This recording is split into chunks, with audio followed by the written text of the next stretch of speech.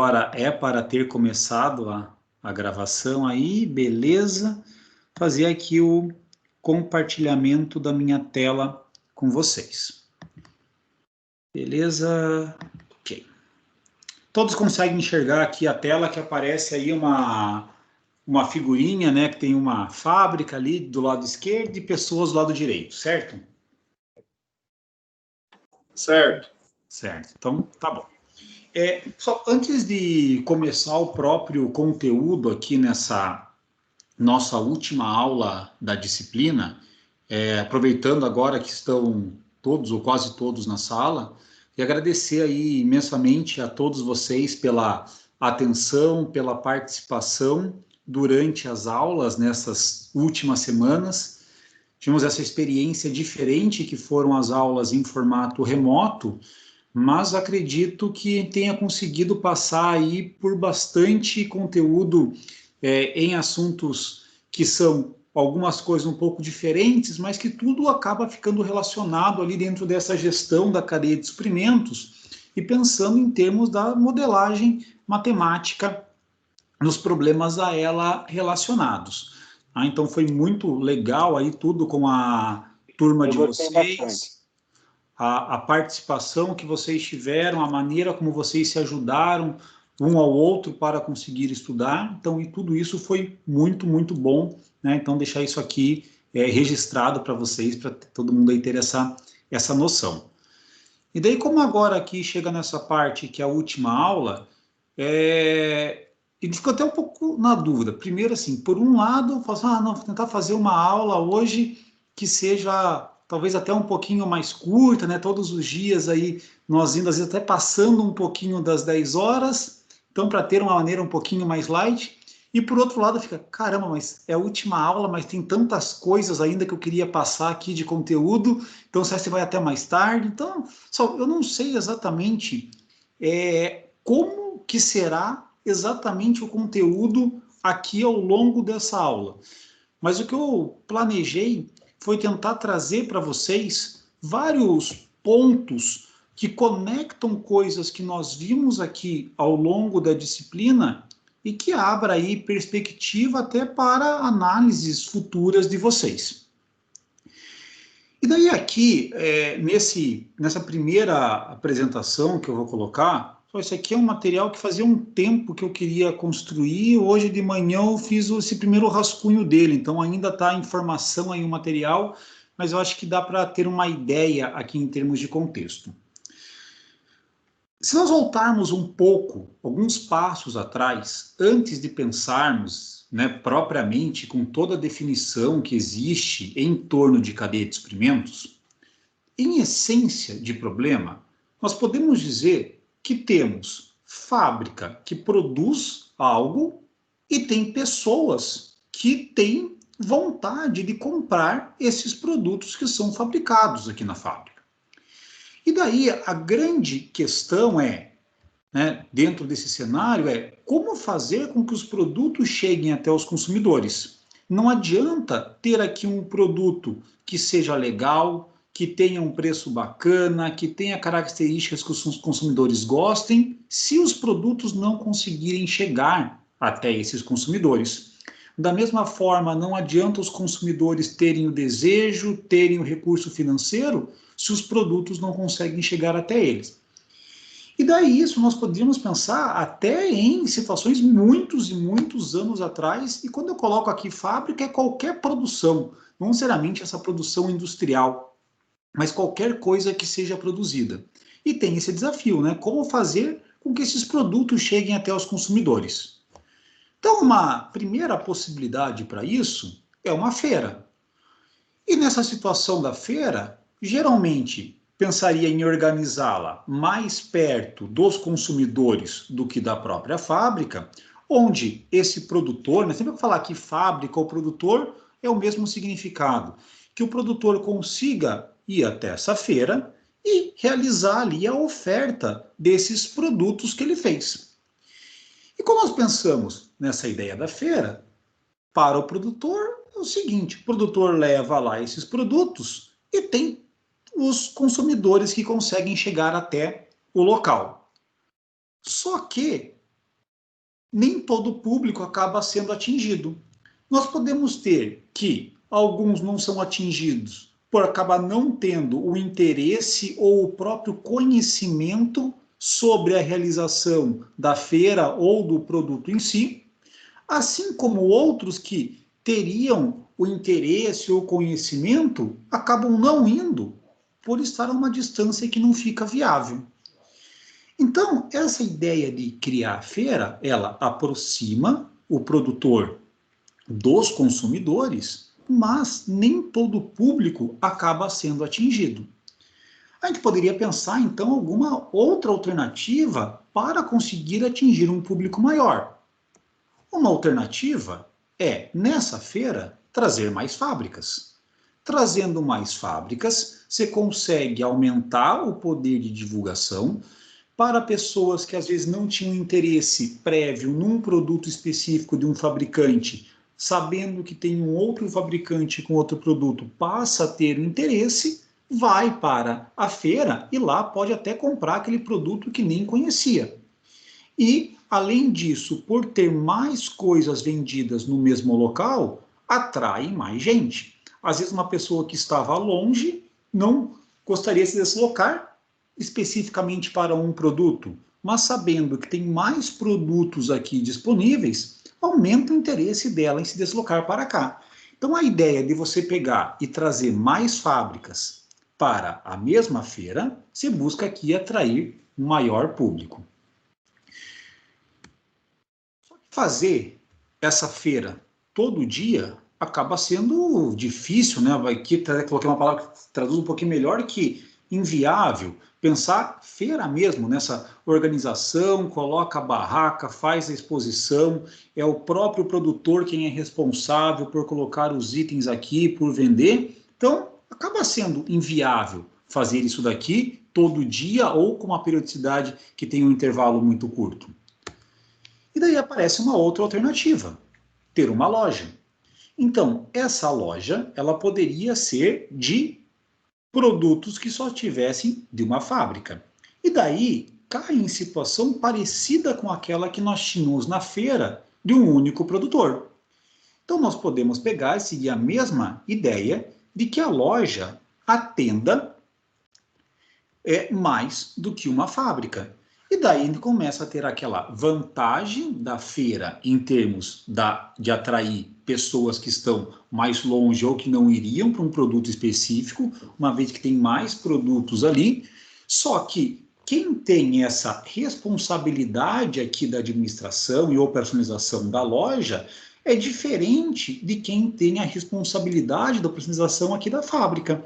Às vezes pode até ser do mesmo grupo, mas são tratados em estruturas organizacionais diferentes. Então, trazendo mais fornecedores, consegue aumentar essa atratividade da loja. Só que, mesmo assim, a loja ainda está distante para diversos consumidores. Tem esse cara aqui que, na distância que ele está, ele vem aqui até a loja, mas de repente tem um outro que se sente muito distante e não vai até essa loja. Aí a gente pensa, bom, o que nós podemos mudar nesse cenário? No lugar de ter uma loja grande, ter mais lojas menores. Então, até aqui menor o carrinho, né, que são lojas menores, essa seta aqui até com uma espessura menor, porque é uma quantidade menor de produto que é enviada da fábrica para cada uma das lojas, no lugar de ter numa única loja concentrado, tem aqui dividido em 3 lojas, e para as pessoas fica mais perto, ir até essa loja menor do que aquela loja grande que existia. Só que isso daqui, de ter mais lojas, faz com que o custo de distribuição aumente para as fábricas. Pois agora, no lugar de mandar para uma única loja, passa a mandar aqui para 3 lojas. E isso daqui acontece para cada uma das fábricas. Então aparece aqui uma ideia que é colocar um distribuidor. Se coloca um distribuidor, ele recebe grandes lotes de cada uma das fábricas, consegue fazer aqui a quebra e consolidação, né? Vamos supor, recebeu lá um caminhão inteiro do produto A, recebeu um caminhão inteiro do B, um caminhão inteiro do C. Sai um caminhão do A para um caminhão para esse mercado primeiro aqui para essa loja, que tem um pouco do A, um pouco do B, um pouco do C. Daqui também sai que tem um pouco do A, um pouco do B, um pouco do C. E a mesma coisa para essa outra loja e quantas lojas outras tivessem aqui. Então, dessa forma, busca-se corrigir o problema que era anterior da distribuição ter ficado mais cara. Então, você tenta fazer essa parte de consolidação para diminuir os custos de distribuição. Só que, ao mesmo tempo, isso gera perda de visibilidade ao longo do processo. Porque agora tem um elemento aqui a mais nesse processo. E se nós pensarmos de maneira geral, quando nós temos aqui os consumidores, para diversos produtos, a demanda que ele tem é no instante atual e de forma que não fica guardada essa demanda para um instante depois. Se você vai até o mercado e vai lá para comprar um leite da marca X e não encontra esse leite da marca X, não adianta às vezes esse leite chegar amanhã, você quer fazer o consumo dele agora. Então, se nós pensamos nesse caso, quando o consumidor ele vai até a loja, ele quer a disponibilidade imediata. Para a loja ter disponibilidade, ela tem que receber do distribuidor. Para o distribuidor ter item em estoque, ele tem que fazer o pedido para a fábrica. E além disso, tem toda uma parte que nós não estamos considerando aqui, que é toda a cadeia de suprimentos que tem para trás da fábrica. Tudo que ela tem comprado de materiais e processar para ter esse item aqui disponível. Então, quando nós pensamos nessa perda de visibilidade, que é trazida por essa operação inteira, ela acaba gerando uma demora na resposta. E uma das consequências é o que às vezes é chamado do efeito chicote da demanda. Quando tem aqui um aumento de compra pelos consumidores numa determinada loja, a loja entende que houve um aumento da demanda do produto. Passa esse aumento para o distribuidor, que passa para a fábrica. E a tendência é que esse aumento ele seja cada vez maior conforme vai percorrendo aqui os elos nessa cadeia.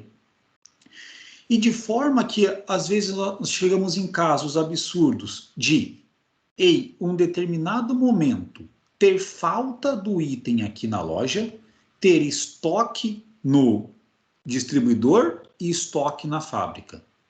Ou ter um excesso de estoque aqui, falta no centro de distribuição e excesso na fábrica. Ou qualquer combinação ali possível. Se nós pensamos às vezes que essas lojas aqui podem ser grandes, ter um volume representativo, quem é o fabricante, no lugar de passar aqui pelo distribuidor, ele pode querer fazer a entrega direto para a loja. E, em troca disso de fazer a entrega direto para a loja, ele vai pedir a visibilidade de como que estão as vendas aqui. Porque se o fabricante sabe como que estão as vendas e como que está o estoque a cada um dos momentos, e ele sabe disso da loja X, da loja Y, da loja Z, da loja W, quantas lojas forem, ele pode coordenar de saber quanto que ele vai ter que abastecer em cada uma delas e a qual momento fazer esse abastecimento. Então, essa ideia aqui de pegar e começar a ter o gerenciamento do estoque pelo vendedor é a essência lá do VMI, né, do Vendor Management Inventory. Ou seja, é o vendedor quem faz a gestão do estoque e garante lá em contrato um certo nível de serviço ou algo do tipo. Mas para isso, o que é necessário aqui é ter essa visibilidade da informação. Aqui é um caso que coloquei mais simplificado, mas muitas vezes nós temos que a fábrica encaminha para um centro de distribuição dela, do centro de distribuição da fábrica vai para um outro centro de distribuição, passa por alguns centros até chegar lá na parte da loja final.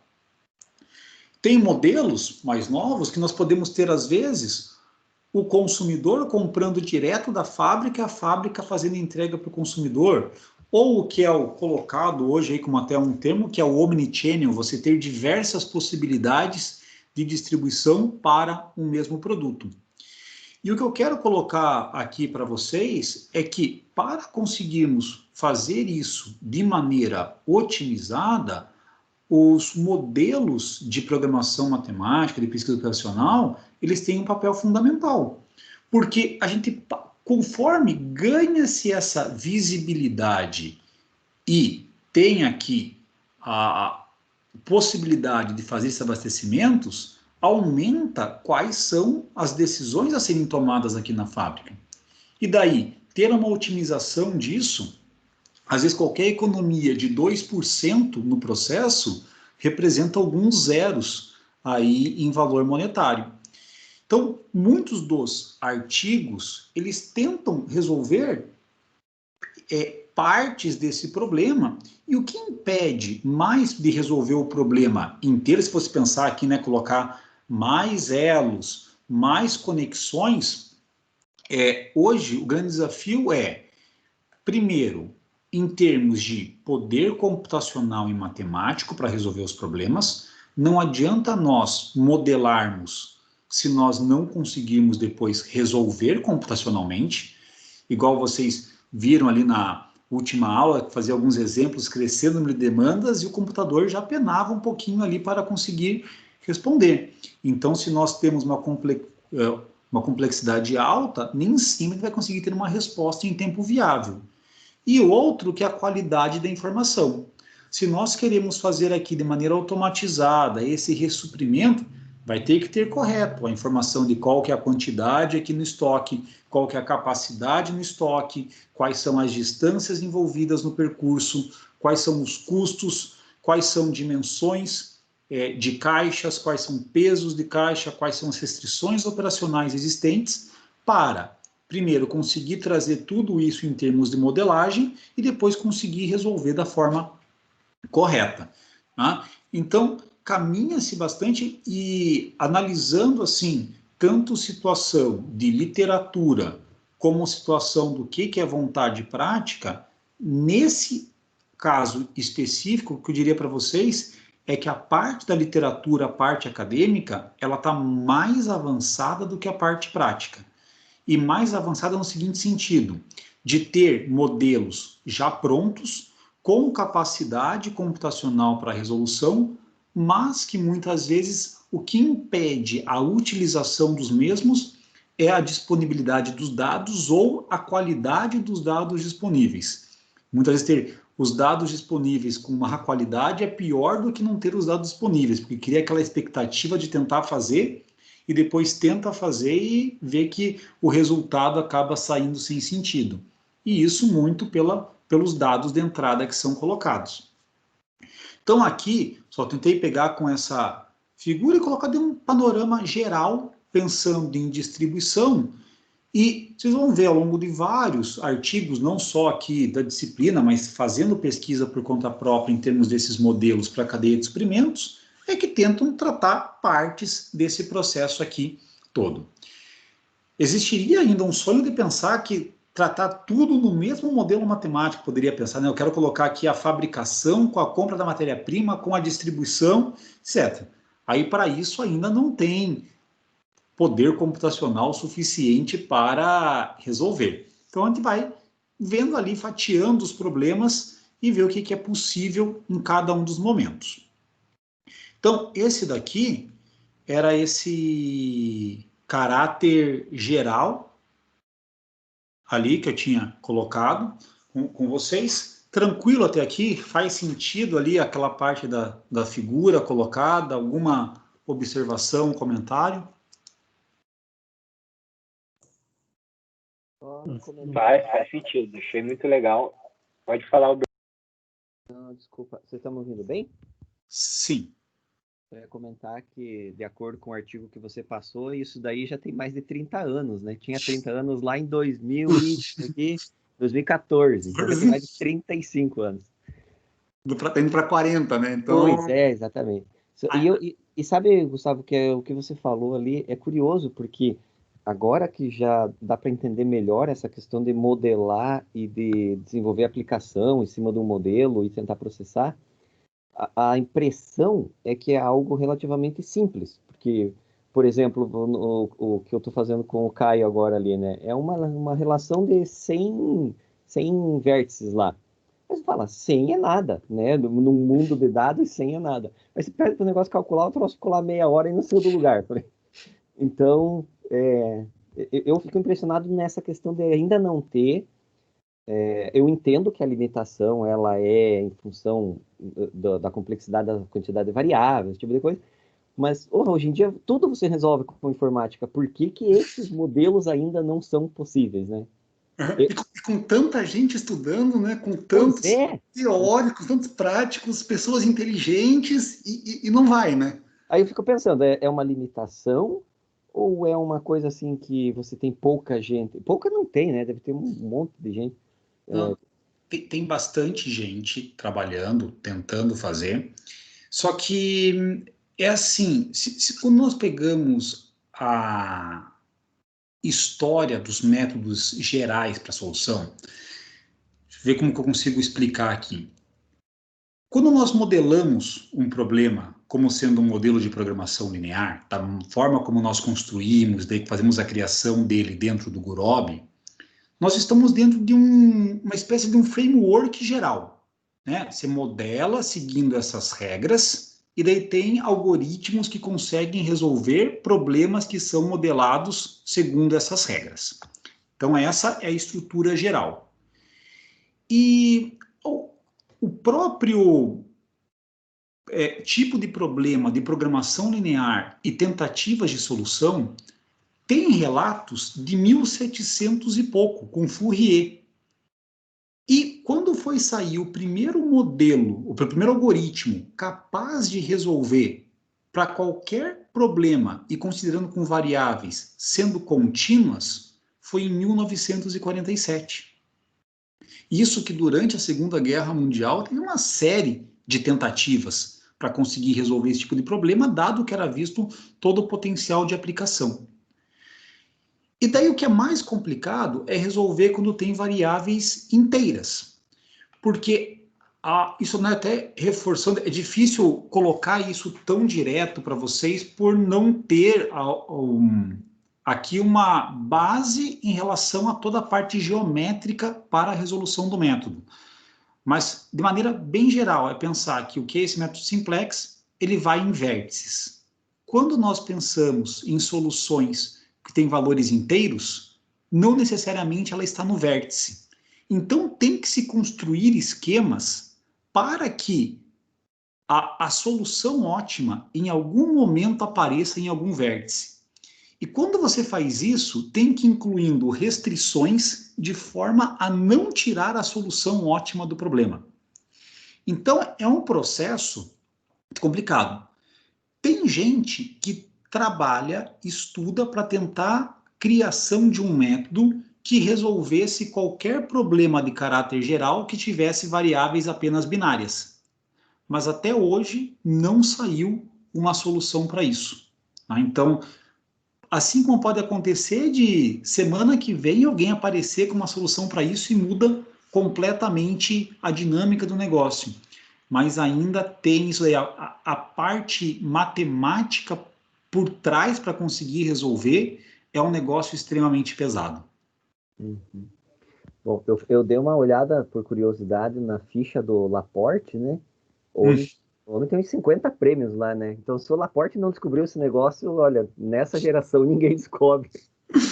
Laporte é um dos grandes aí pesquisadores. Assim como pode acontecer que quem descubra um negócio desse seja alguém totalmente teórico que vem aí com a ideia, o cara que não teria uma publicação vai lá Pois é. e consegue, tá? Mas as coisas vão evoluindo. Me diz uma coisa. Pode falar. Desculpa me estender demais, mas você falou ali sobre criar restrições que empurrem o ótimo para o vértice. Isso aí, lembrando da aula do Cássio, faz todo sentido, né? Do Cássio faz todo sentido, que eu lembro que nós desenhávamos lá para achar o ponto ótimo nos vértices. Mas isso tem a ver tem alguma coisa a ver com as heurísticas? Porque se tem um negócio para mim que não entrou na cabeça até hoje, é a tal das heurísticas, né? Não. Que é os modelos ali que não são os exatos, são Heurísticos. os heurísticos. Ou não Tá. tem nada a ver? Não, é o seguinte, isso até é uma coisa que eu quero comentar ao longo aqui da aula. Uma alternativa para métodos exatos é pensar em métodos heurísticos. O que são métodos heurísticos? São algoritmos que terão uma sequência de passos. Geralmente você terá uma heurística para problemas específicos. Então, por exemplo, você terá uma heurística para o caixeiro viajante. Vai ter uma sequência de passos para tentar encontrar uma solução para o problema do caixeiro viajante. Aí você pensa no problema das p-medianas. A heurística que você vai ter para o problema das p-medianas é uma heurística completamente diferente daquela heurística que você tinha para o caixeiro viajante. Então, elas acabam tendo algumas especialidades para cada tipo de problema. E a ideia da heurística é você tentar, bom, dado que resolver o problema grande pelos métodos exatos acaba sendo inviável dentro do tempo que nós temos disponível, né? Pensar nesse caso ali do caixeiro viajante, que é resolver lá um com 5.000 pontos, o exato não está dando conta, mas eu tenho que resolver esse problema.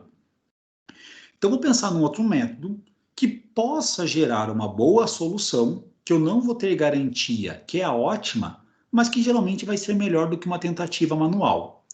Então, eu vou colocar aqui, imagine uma situação que você tenha lá que fazer um caixeiro viajante de 5 pontos.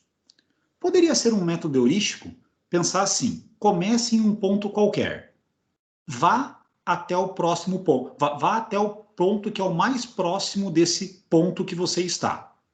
Chegou nesse ponto que é o mais próximo desse que você está, verifique qual que é o próximo ponto mais próximo que você não tenha passado ainda por ele e vá para esse ponto. Chegou nesse próximo ponto, faz a mesma coisa. E vai chegar um momento que você vai ter passado por todos os pontos. E daí, quando você chegar nesse último ponto, você fala, agora volte para o ponto inicial. Isso é um exemplo de um método heurístico. A solução não tem menor garantia que ela é uma solução ótima. Nesse caso, é uma heurística que até uma heurística que não é uma heurística boa. Ela vai dar uma solução que é uma solução ruim. Mas é um método que, após uma sequência de passos executados, você conseguiu chegar numa solução factível para o seu problema. A qualidade dela pode ser ruim, mas é uma solução que pode ser implementada. Então, a heurística ela está relacionada a atender o objetivo do problema sem compromisso com o ótimo. Basicamente, seria isso. Assim, você vai... Na verdade, tem que pensar da seguinte forma. Quando você faz a modelagem exata, ele tem a garantia que para aquele problema, se seguir lá com o método, talvez demore trilhões, 4 trilhões de anos, mas em algum momento chegará na solução ótima. Tá? Quando vai para a heurística, a gente quer também que chegue numa solução boa, mas nós não temos garantia de que a solução é a solução ótima. E até dada uma solução, não tem como nós verificarmos se aquela solução é ótima ou não para o problema, ou quão distante que ela estaria da solução ótima. A gente poderia pensar, nesse próprio caso do caixeiro viajante, em algumas outras coisas. Então, eu vou fazer o seguinte. Deixa eu voltar a compartilhar a tela com vocês. Desculpa te interromper de novo, mas só então no caso de uma heurística, não sei se faz sentido o que eu vou perguntar. Eu não preciso nem ter um modelo matemático. Eu posso ter só uma. Exatamente. Só os passos ali que vão atender a necessidade lá do problema. Exatamente agora, isso. Acho que agora caiu a ficha. O algoritmo, me fugiu a palavra. Basta eu ter um algoritmo que cumpra o problema, esquece o modelo matemático. E aí, quando você fala de encontrar o ótimo, quer dizer, aí eu vou lá e crio um modelo matemático, resolvo, encontro o ótimo e comparo com o meu algoritmo. Exatamente. Entendi. Agora, beleza. É isso aí mesmo. Porque daí, com o modelo matemático, você tem a garantia que vai chegar no ótimo. Então, aqui, ó, vamos pensar o seguinte. Vou colocar aqui. Isso eu ia fazer depois, mas cabe fazer agora, a gente já consegue aproveitar esse momento. Vou colocar aqui que tem lá o ponto A, B, deixa eu colocar aqui um outro. Deixa eu colocar o C aqui. colocar o ponto D aqui. Professor, aproveitando aqui o gancho, o que clareou para o Berdan escureceu para mim aqui. Fica meio obscuro para mim aqui como que a heurística trabalha com as restrições se você não tem um modelo matemático. Aí você tem que fazer coisas dentro. Por exemplo, assim, quando pega a heurística, cada uma delas vai ter específico de um negócio. Então, eu vou fazer primeiro aqui, eu vou fazer 2 casos com vocês, tá?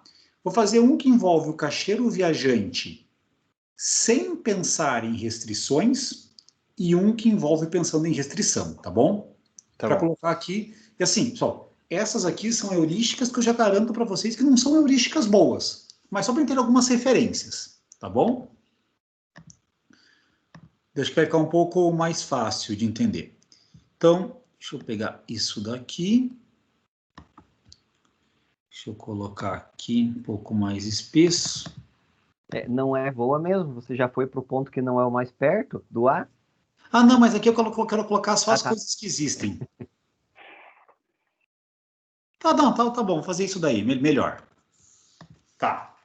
Daí, então, pensa o seguinte, é possível chegar de qualquer ponto para qualquer ponto, tá? Tem aqui a conexão de todo mundo para todo mundo.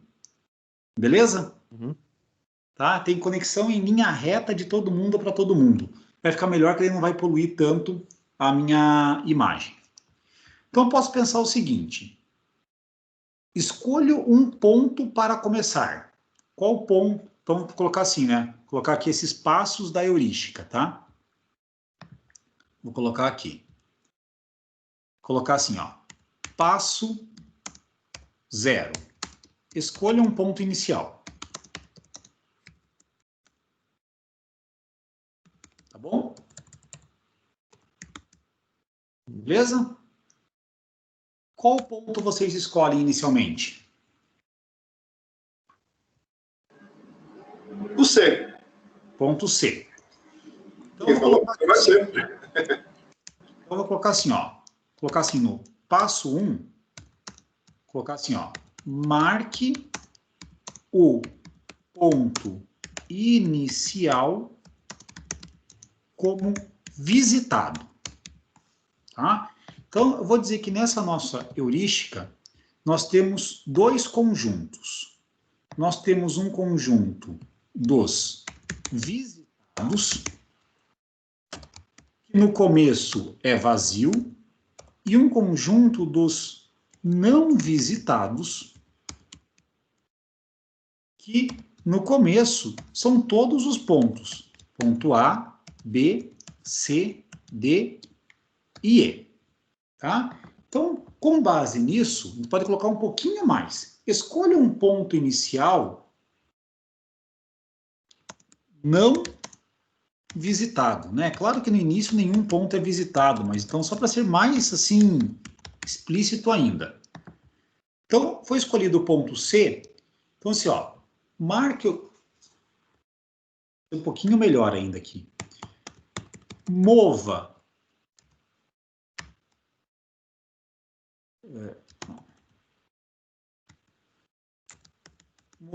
o ponto escolhido de não visitado para visitado. Tá? É isso que nesse passo 1 aqui foi feito. Eu vou mexer algumas vezes nesse texto aqui, enquanto a gente vai fazendo, para deixar a descrição dele melhor. Então, escolheu o ponto C. O ponto C agora pertence ao conjunto dos visitados e não pertence mais ao conjunto dos não visitados. Tá ok? Agora o seguinte.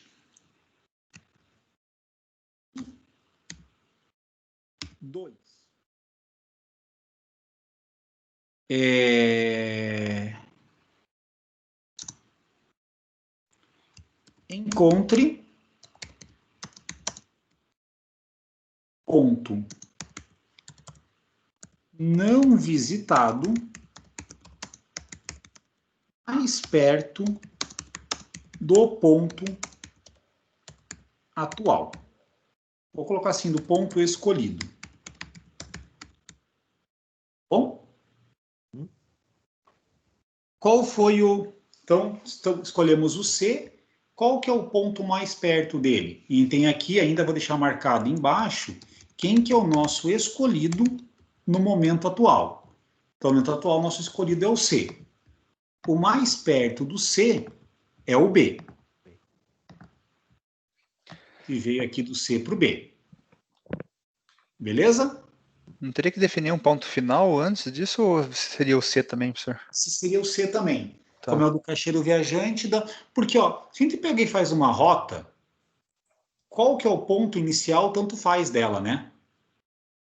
Porque é um ciclo. Uhum. Então, por isso que pode ser qualquer ponto esse inicial. Então, foi do C para o B. Encontre o ponto não visitado mais perto do ponto escolhido. E agora vou colocar o seguinte, passo 3.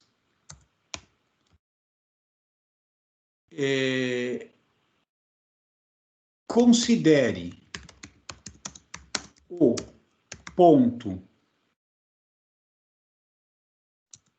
encontrado como o novo ponto escolhido e retorne passo 2. Retorne ao passo ponto escolhido. É, sim. Não. O passo 1, né, para ele marcar como visitado lá, né? O passo 1. Ah, é. Retorna ao passo 1. O que vai fazer agora aqui no passo 1? Mova o ponto escolhido de não visitado para visitado. Opa, o ponto escolhido... Agora o ponto escolhido aqui no passo 3 é o B, né? Ó, considere o ponto encontrado. Tem aqui, além disso, o encontrado aqui durante a execução da nossa heurística. Então, o encontrado aqui no passo 3 recebeu o B. Aí aqui a gente pede o seguinte, no passo 2 recebeu o B. Considere o ponto encontrado como o novo ponto escolhido. Então, escolhido agora aqui é B. E retorne ao passo 1. Mova o ponto escolhido de não visitado para visitado. Então, o ponto B, a gente move para visitado. Vem aqui no passo 2. Encontre o ponto não visitado mais perto do ponto escolhido. Então, entre A, D e E, quem que é o mais perto do B, que é o ponto atual, que é o escolhido? É o A. É o A. Acho que é o A. Então, com isso daqui, o nosso ponto encontrado, certo? É o A. Né? Aqui falta colocar essa parte de adicione na rota, tá? Depois a gente coloca isso daqui, que é o que eu estou fazendo aqui no desenho, não está contemplado aqui no direto nessa parte, mas depois vocês vão conseguir entender um pouquinho melhor. Vou fazer aqui isso aqui inteiro, então a gente pega aqui e vem do B para o A, certo? Aí considere o ponto encontrado como sendo o novo escolhido. Então agora o escolhido é o A e a gente volta para o passo 1. Mova o ponto escolhido de não visitado para visitado. Então o A que estava aqui agora vem para cá. Passo 2. Encontre o ponto não visitado mais perto do ponto escolhido. Que é o É o D. É o mais perto aqui do escolhido, lá dos não visitados. Então, agora, o ponto encontrado é o ponto D. Considere o ponto encontrado como novo ponto escolhido e retorne ao passo 1. Então, vai pegar aqui, o escolhido é o D. Mova o ponto escolhido de não visitado para visitado. Vai pegar aqui o D, colocar aqui. E isso lá atrás, o que nós fizemos foi colocar termos da rota, pensando aqui no desenho dela, seria fazer isso.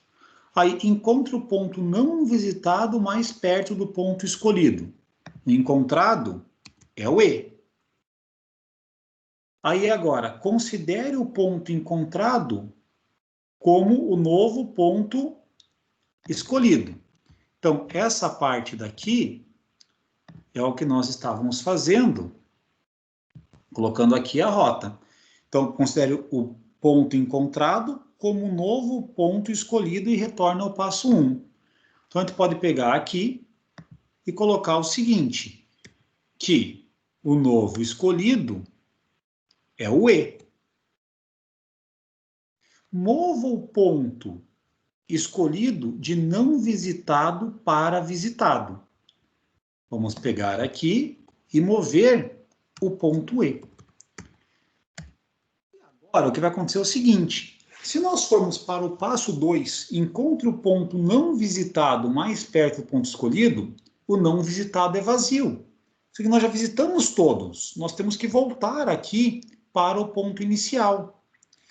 Então, aqui nesse caso, a gente pode dizer o seguinte, que quando nós terminamos essa parte, que diz assim, se não visitados for igual ao vazio, fim. Nós vamos dar um pouquinho, colocar assim, vá para o passo 4. Caso contrário,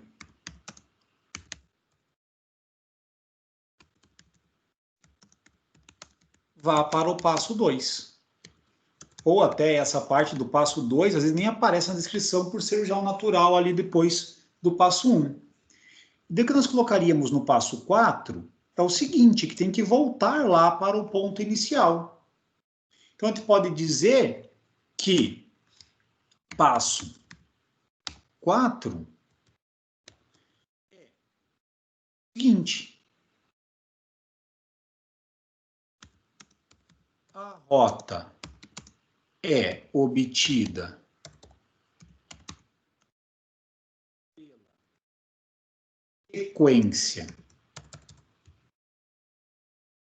sequência dos pontos no conjunto visitados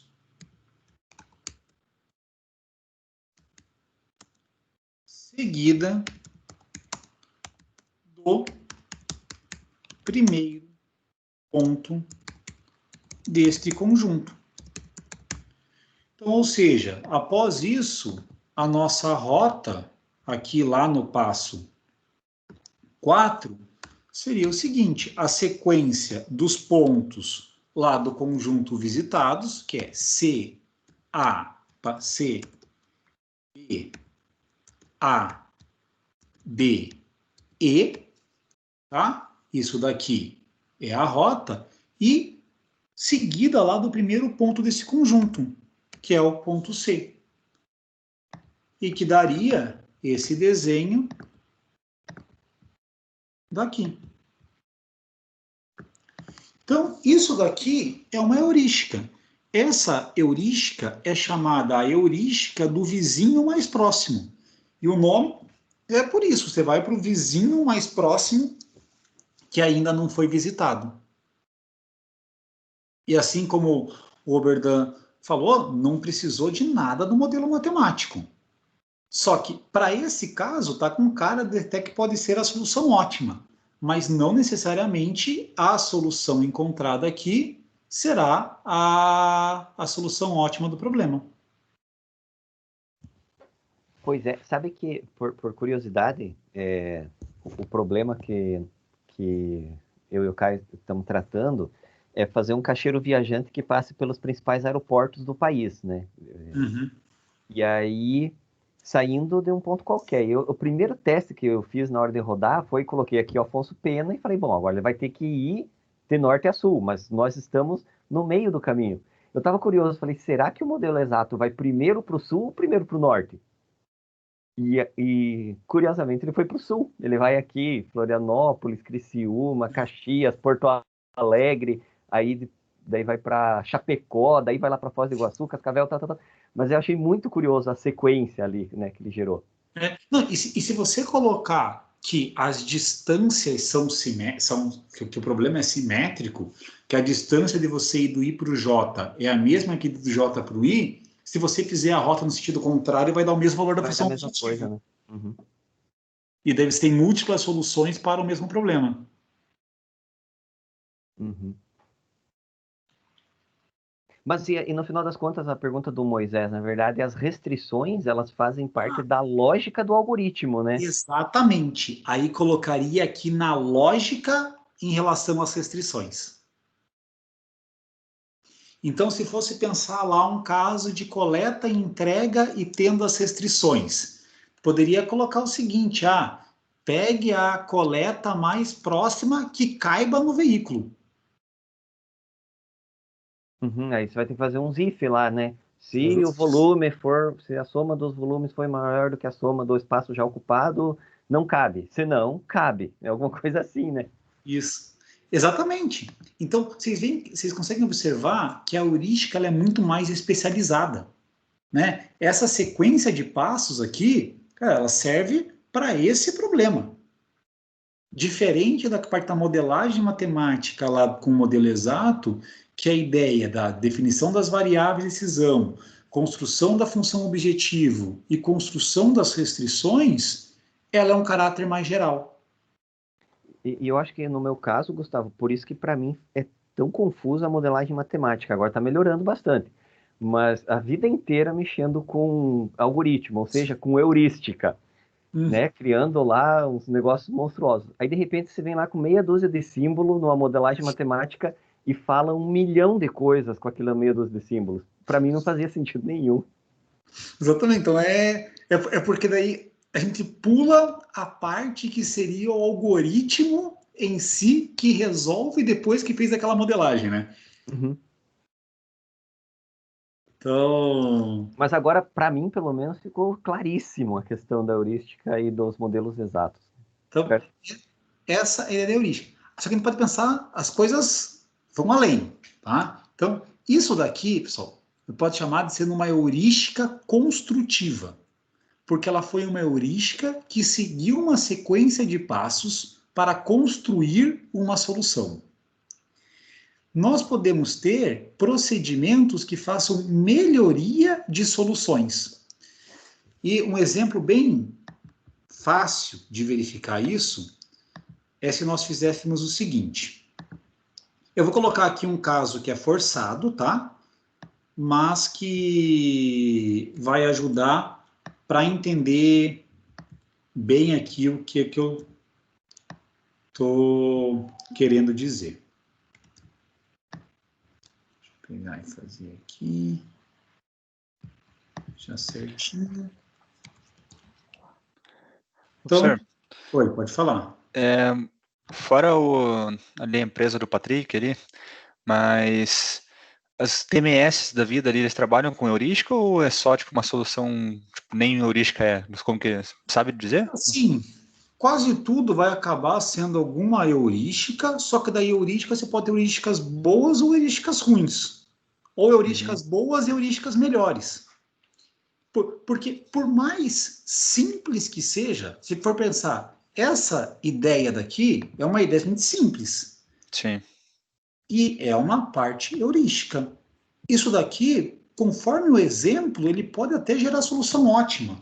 conforme o exemplo, a solução que gera é uma solução completamente horrível. Então, você tem níveis de qualidades diferentes para as heurísticas.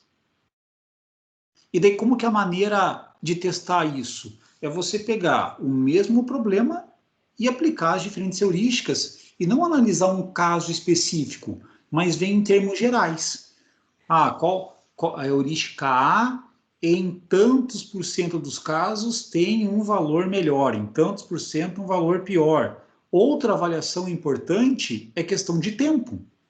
Poderia pensar um método que daí seria um método exato, não seria um método heurístico, embora fosse por um algoritmo para fazê-lo, que é fazer todas as combinações possíveis.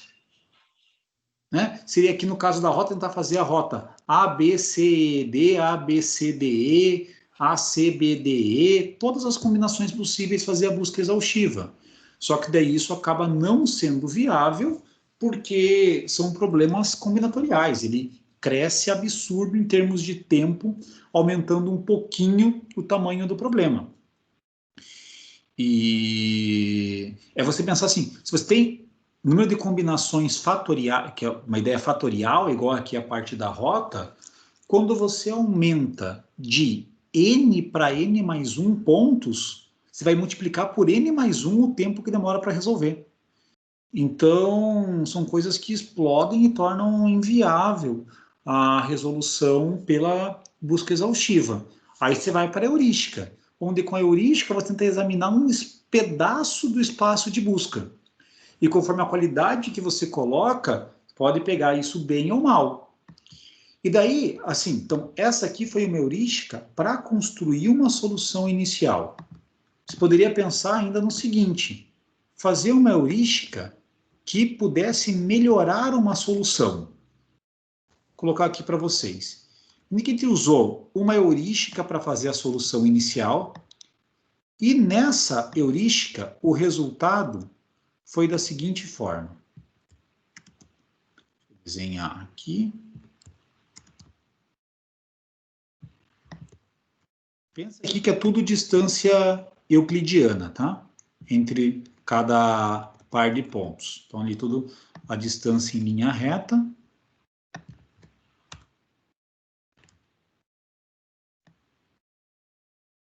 Entre cada um desses pares de pontos. Daí tivesse essa aqui também. Só, fez uma heurística de solução inicial e chegou nessa rota. Dá para ver de cara que isso aqui não pode ser ótimo. É mais fácil fazer essas duas ligações e tirar essas duas que tem. Então, se nós fizéssemos o seguinte, pegássemos essas duas ligações, aqui, uma tá, e tirássemos essas duas ligações, e no lugar dessas duas, nós colocássemos essas outras aqui. Calma um pouquinho.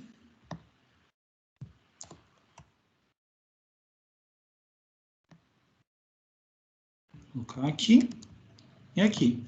Essa nova rota de baixo, ela vai ter uma distância total percorrida menor que a de cima.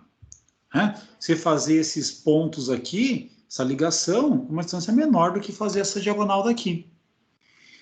O que nós fizemos aqui foi pegar e tirar duas ligações e inserir duas outras ligações.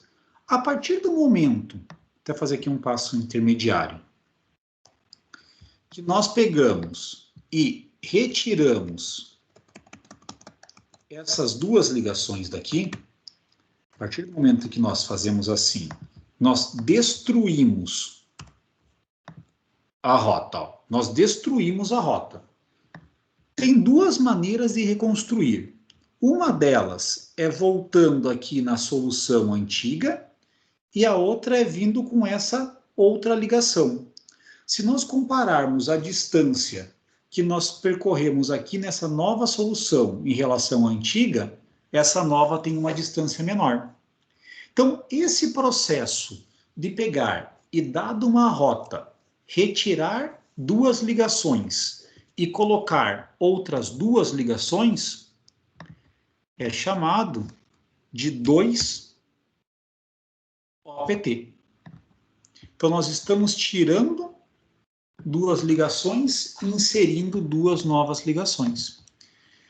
Da mesma forma, tem casos que poderia fazer uma parte que é um pouco além, que no lugar de tirar 2 arcos, tirar 3 arcos. E daí tem 8 maneiras de reconstruir a rota.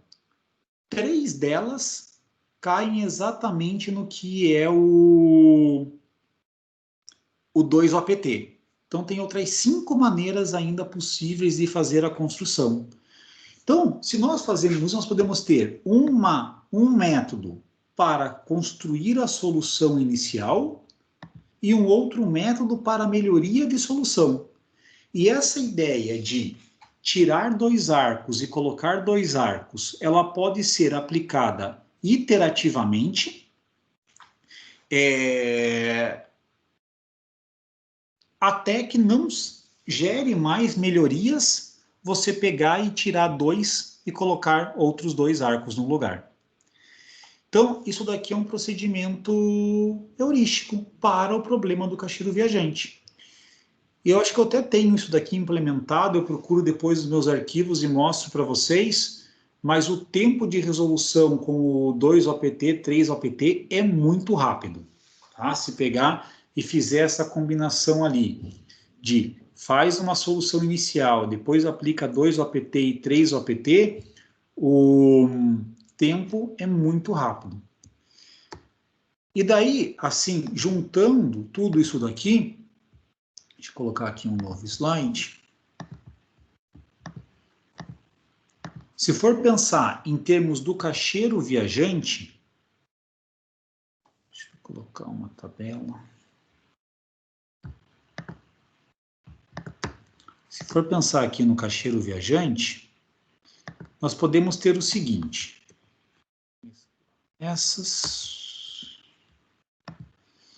Vou pensar lá no problema do caixeiro viajante.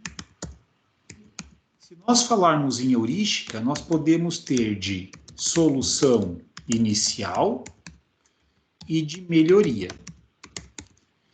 Como solução inicial, pode ter ali o vizinho mais próximo, que é aquela que nós fizemos alguns slides atrás.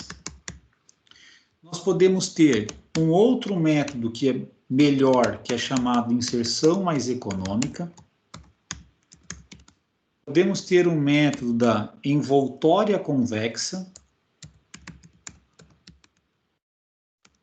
Envoltória convexa. E diversos outros.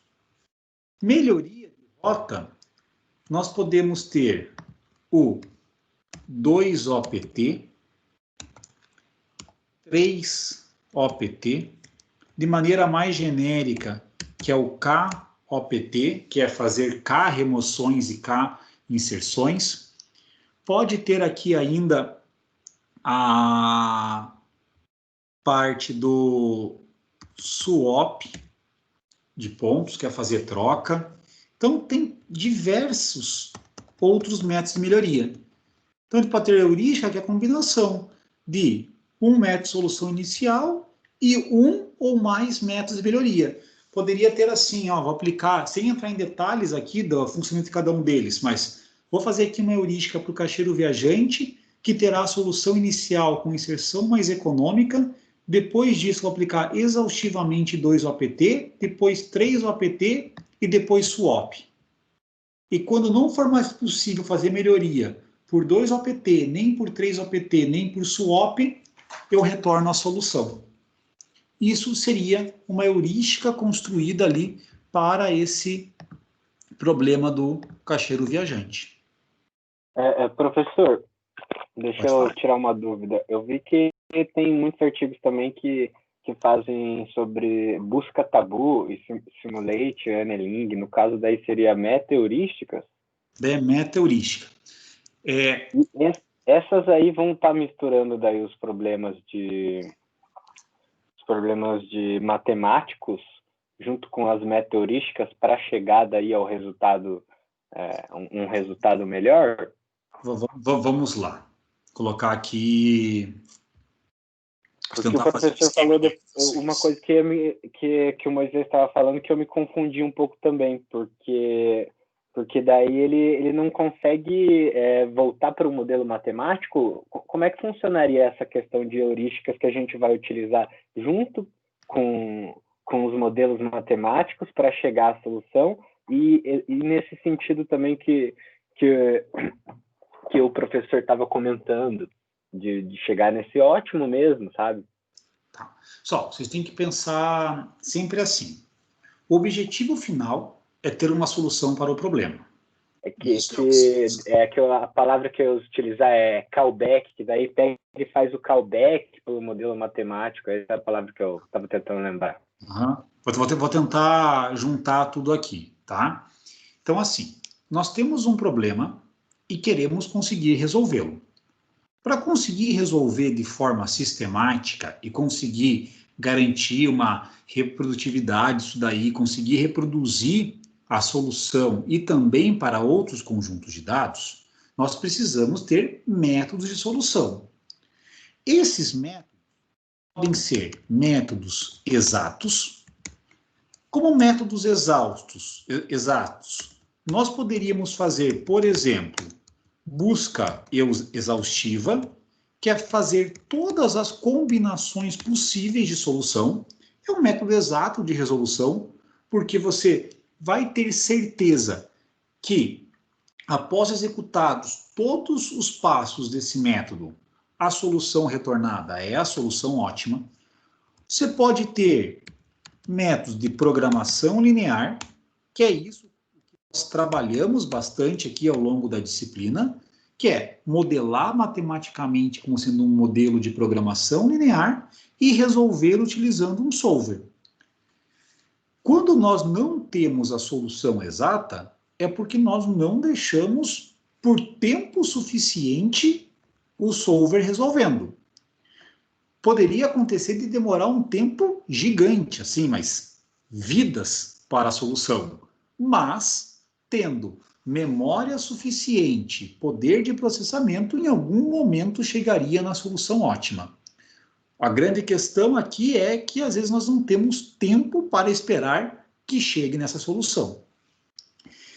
E daí, como esses dois aqui são excelentes no sentido de conseguir dar a solução ótima, mas são ruins no quesito tempo para vários problemas, nós temos como possibilidade métodos heurísticos. E daí aqui a gente vai ter essa situação, igual eu coloquei para vocês, com esses métodos ali especializados para cada um dos tipos de problema. Qual que é o problema de método heurístico? O método heurístico tem muitas vezes que ele está no chamado mínimo local. O que é essa ideia do mínimo local? Quando nós fazemos esses operadores de melhoria de solução, nós estamos indo para soluções vizinhas. E o conceito de vizinhança, se for pensar, a gente diz que algo é vizinho de outro quando é suficientemente próximo, né? O que é o bairro vizinho? É o bairro que faz fronteira com o meu bairro, né? Então ele tem uma conexão, ele está perto disso daí. Aqui nós podemos expandir um pouco esse conceito e calcular distância de solução. Se nós pegarmos essa solução aqui, que eu vou chamar de solução A, tá? Deixa eu pegar aqui, caixa de texto, chamar isso daqui de solução A.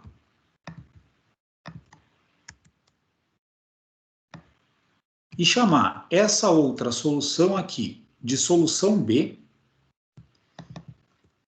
E dizer o seguinte, pegar e falar assim, comentário não,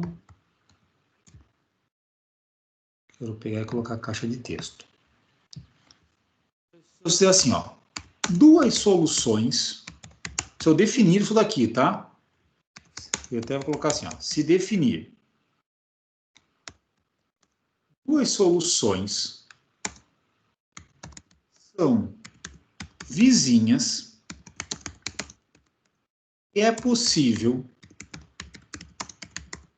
com uma operação de 2 OPT, vou colocar aqui entre aspas, sair de uma e chegar na outra. Tá? Então, dizendo aqui, ó, duas soluções são vizinhas, se é possível, com uma operação de 2 OPT, sair de uma e chegar na outra, ou seja, transformar de uma solução para outra só com uma operação 2 OPT. Se nós pegarmos aqui e tirarmos 2 arcos e inserirmos 2 arcos, é realizar uma operação 2 OPT. Então, nessa forma daqui, nós podemos dizer o seguinte. Então, a solução A é vizinha da solução B. A solução A é vizinha da solução B, aqui nesse exemplo. E daí, quando nós pensamos em métodos heurísticos, nós chegaremos em um caso que não tem qualquer solução vizinha melhor, não tem, com base nesses operadores que nós definimos, como encontrar uma solução melhor, fazendo um movimento para um vizinho, mas talvez aquilo seja o melhor só naquela vizinhança. E daí foram desenvolvidos os chamados métodos meta-heurísticos. Métodos meta-heurísticos terão, em geral, de além do que os métodos heurísticos, é que eles possuirão algum mecanismo para fugir de mínimo local. Então, vou colocar assim, algum mecanismo para fugir de mínimo local. Eu vou fazer um caso que acho que vai ficar bem mais simples para explicar isso. Imagine assim, pega o lugar onde cada um está. E o nosso objetivo é ter um método heurístico para encontrar o bairro de Curitiba que tem mais habitantes. Então, nosso objetivo é conseguir encontrar o bairro que tem mais habitantes. E você só consegue saber a população de um bairro quando você está nele. Como se tivesse lá um dispositivo mágico que ele reconhece em qual bairro que você está e informa a população desse bairro, mas não consegue informar a população de qualquer outro bairro. O que você pode pensar em fazer? Pô, dado que para andar para os outros bairros eu tenho um determinado custo, eu posso pegar, ir até a fronteira do meu bairro e andar na borda da fronteira do meu bairro, só que do outro lado. E daí eu consigo ver todos os bairros em volta, qual que é a população deles. E daí você pega lá e encontra que um determinado bairro vizinho é o que tem a maior população. Esse é o seu novo bairro. É o que você tem lá como bairro até o momento com maior população encontrada. Aí você pega e faz o mesmo procedimento. Encontra um outro bairro que tem uma população maior do que esse que você está. Você vai para esse vizinho. Faz esse procedimento de novo. E nenhum bairro vizinho tem uma população maior. E você para a sua busca ali. E você sabe que aquele bairro que você está, ele é o melhor entre todos os vizinhos. Mas você não tem a menor ideia em relação aos outros. E você para, nesse momento, com a seguinte expectativa. Bom, talvez eu percorra muitos outros bairros e não encontre ninguém que tenha população melhor do que esse. Isso é o que acontece nesse método heurístico. Você chega numa solução que é a melhor na vizinhança que você está. Os métodos metaheurísticos, eles vão buscar ter algum mecanismo de fugir de mínimo local. Então, a ideia seria basicamente o seguinte: você chegou nesse ponto que é o mínimo local, você anda numa direção qualquer por tantos quilômetros e cai num bairro distante e passa a fazer o procedimento de novo a partir dali. E com isso você aumenta o espaço de busca que você teve.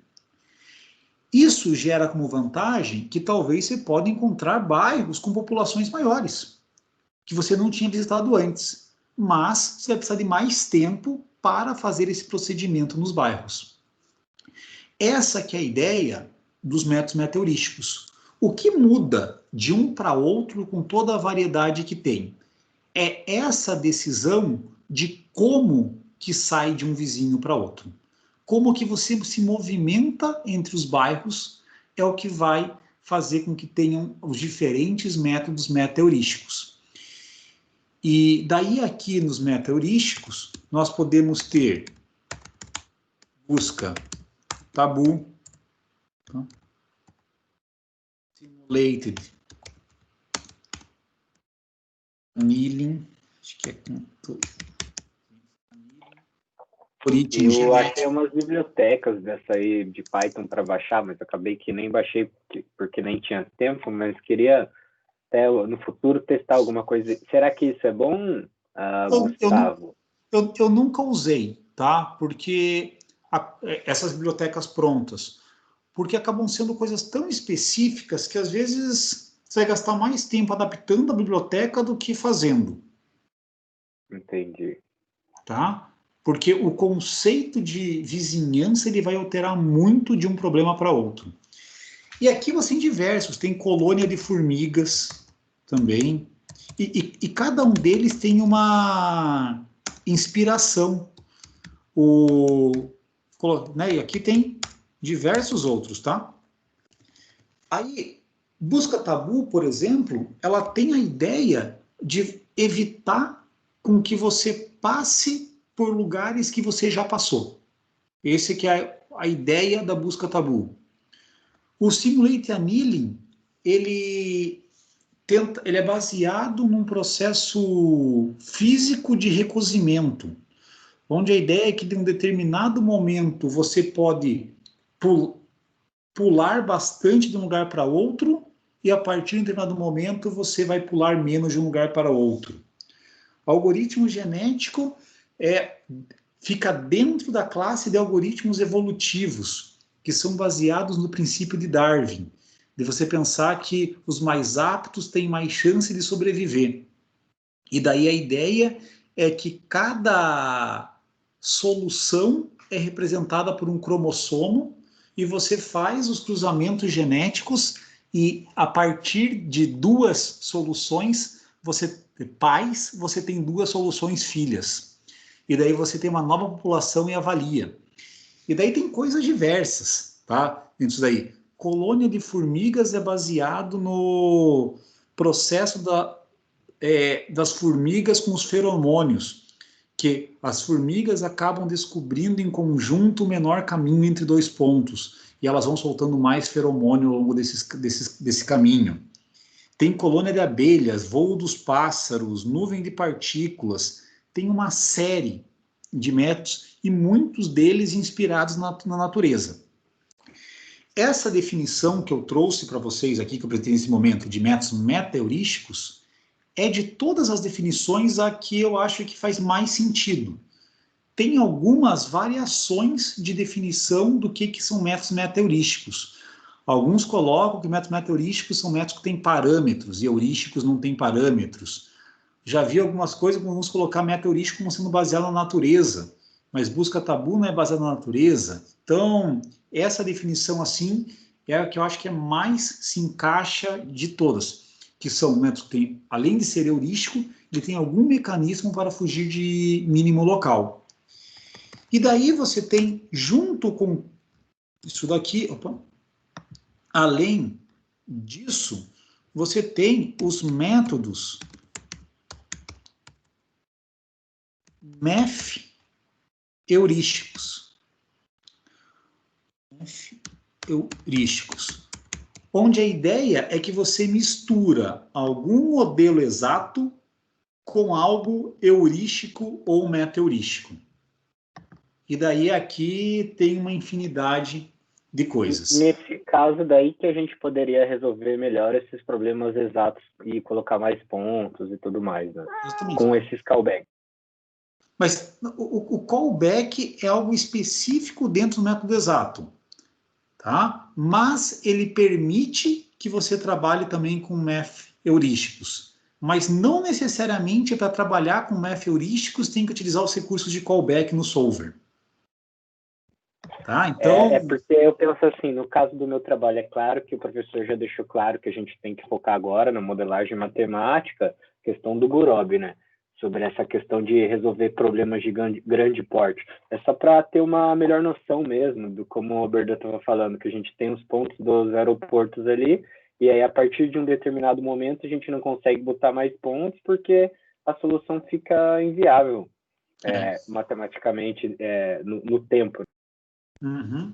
Só isso e justamente por isso que existem aqui esses outros, mas vocês veem o seguinte, só para fazer o que a gente fez aqui na disciplina, essas 45 horas, foi uma parte do que envolve programação linear, e se tivesse mais 45 horas de disciplina, daria para ficar mais 45 horas aqui dentro, né? Então isso aqui são coisas todas a mais que existem e elas acabam sendo muito complementares. Tá? Ah, sim. Desses aqui, todos eles acabam funcionando bem. Você pega busca tabu, funciona. Ainda tem algumas outras coisas a mais aqui. Tem lá Large Neighborhood Search, que é o LNS.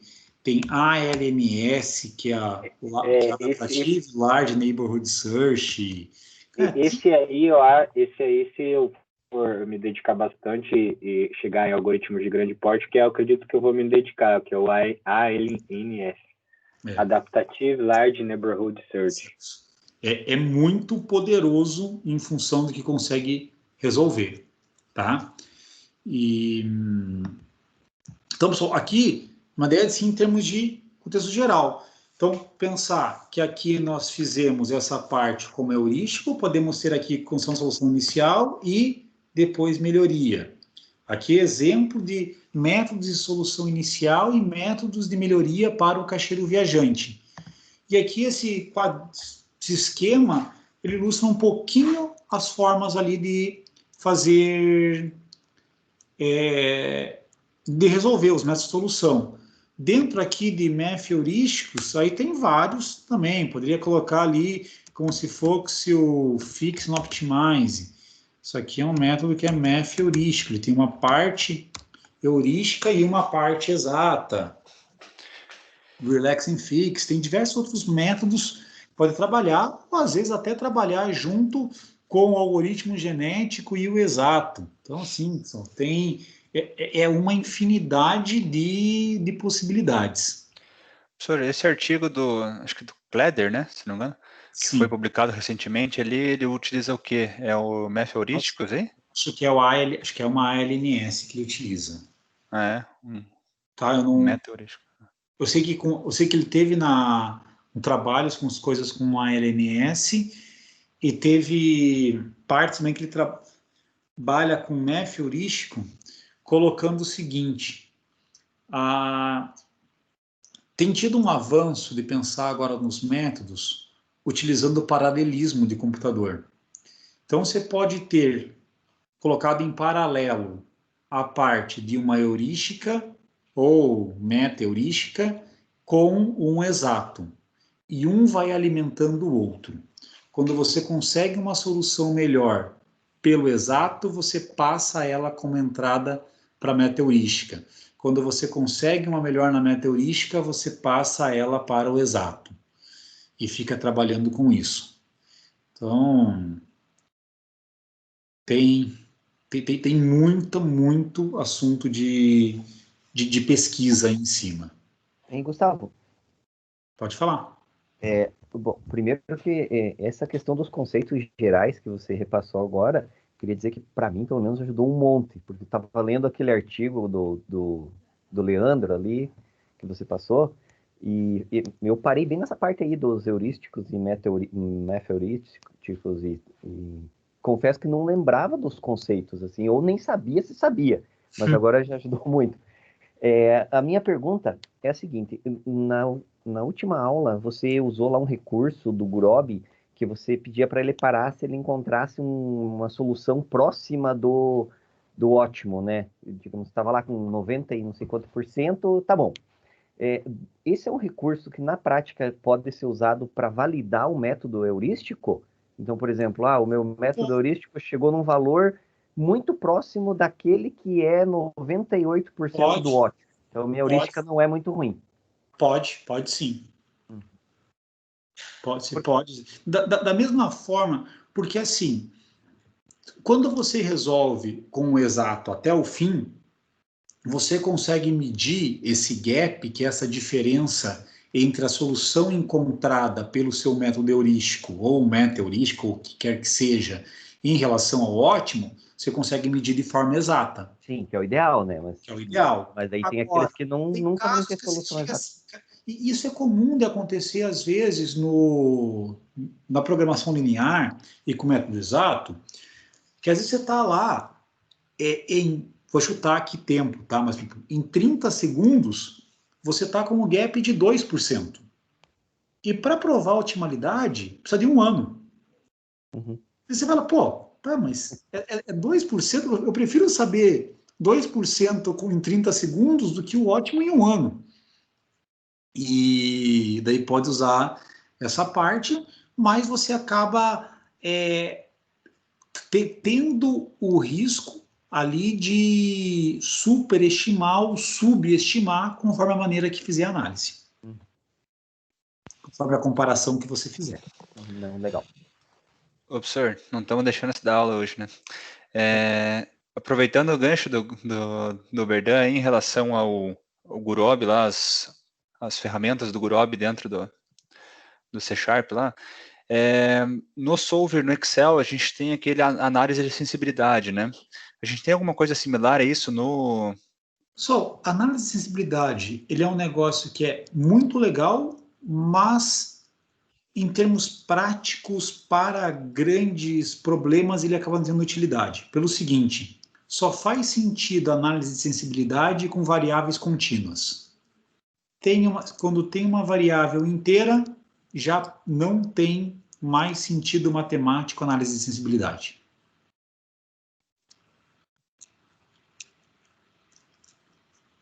Tá bom.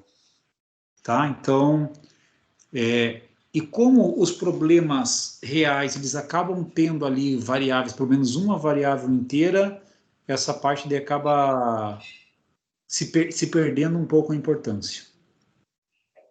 E, novamente, isso porque tudo aquilo que aparece lá no relatório de sensibilidade, dentro do solver do Excel, são resultados que vêm do simplex, do método simplex.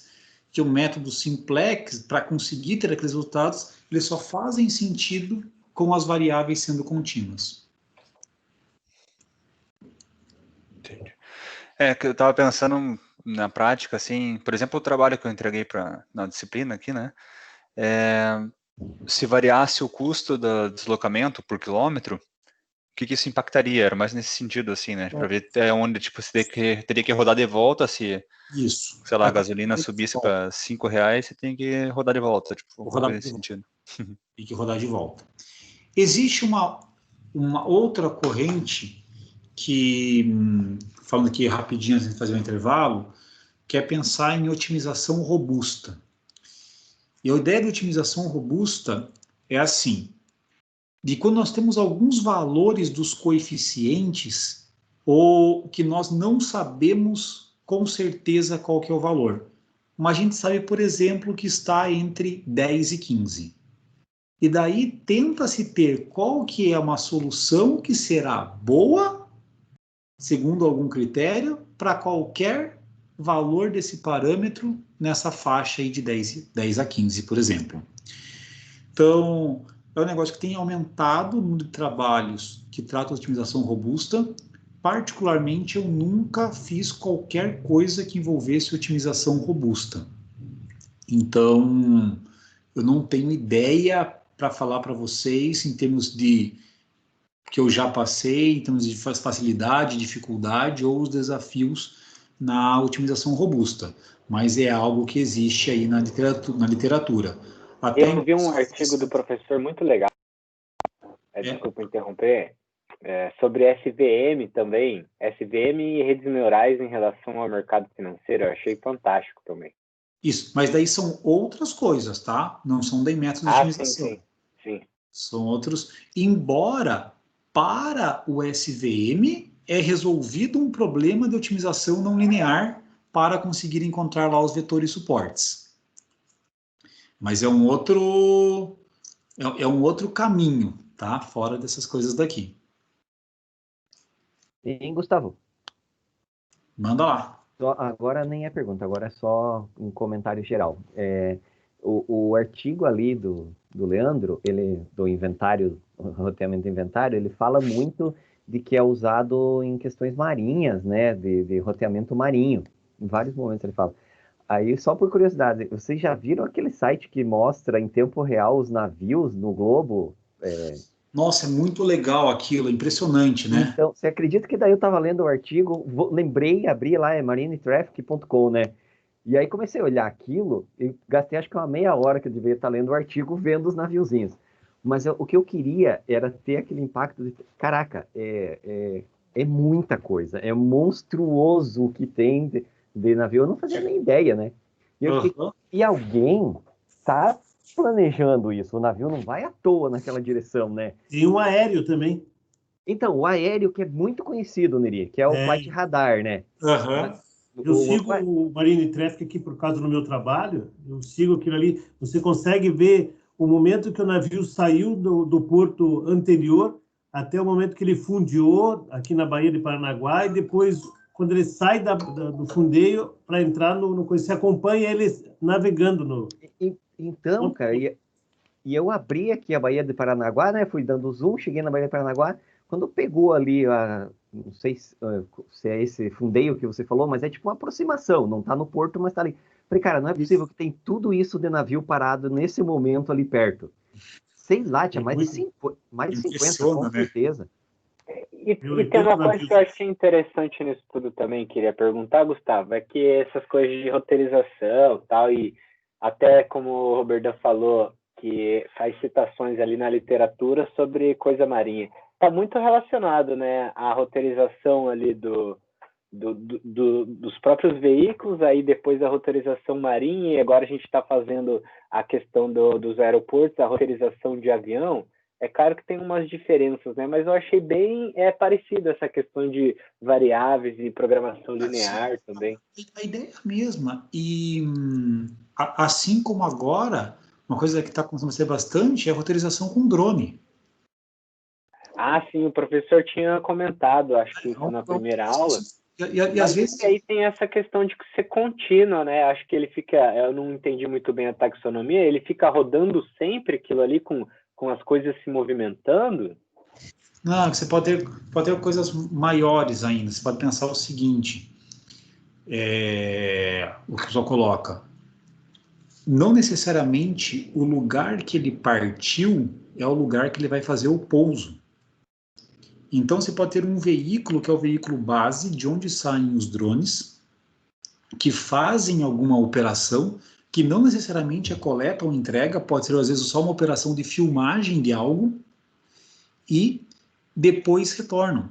Então, se for pensar um caso assim, já que falou da parte marítima, quer se identificar se tem algum vazamento de óleo, ou a Marinha do Brasil quer fazer alguma verificação. No lugar de ter um barco que fique fazendo todo o percurso, esse barco faz um percurso, desse barco decolam drones, onde cada drone faz o seu percurso. E daí você tem que decidir o percurso do barco e o percurso que cada drone vai fazer a cada momento. Ah, legal. Então, coisas aí. Pessoal, tá bom, mas como tá aqui no horário 8h06, vamos fazer aquele intervalo e depois continuamos aí? Beleza. Beleza, professor que manda. Vamos lá, deixa eu só conseguir. Beleza. Tá bom? E deixa eu parar aqui a gravação.